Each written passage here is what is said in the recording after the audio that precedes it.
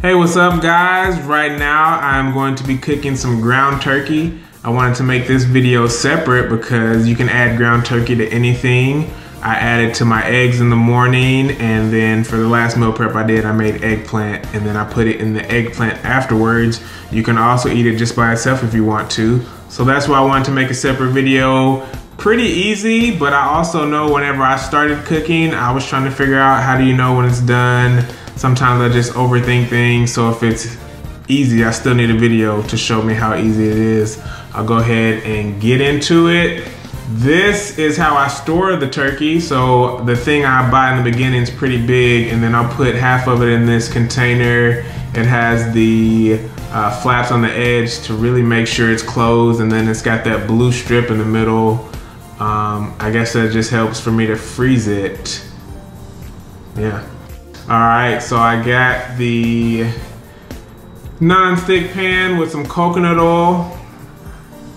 Doesn't take a lot of coconut oil to cook this, maybe none at all. The meat is 85% meat, 15% fat, I guess. It's 85-15, I think that means it's 15% fat, so I really don't need too much coconut oil.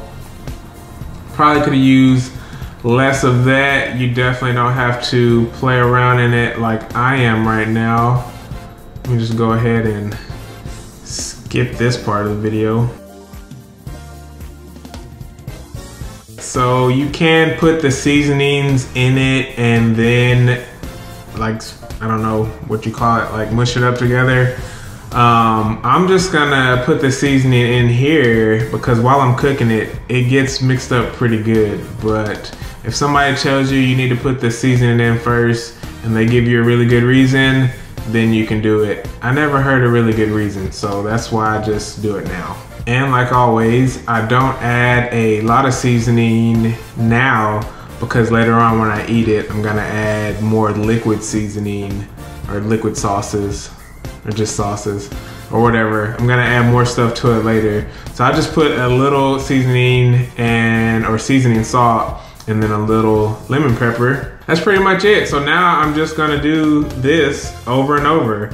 I'm breaking up the meat and I'm also stirring up the seasoning, flipping it as I break it up to make sure that it cooks evenly. As you can already see, the part that has the heat is a little bit darker brown and everywhere else is pinkish.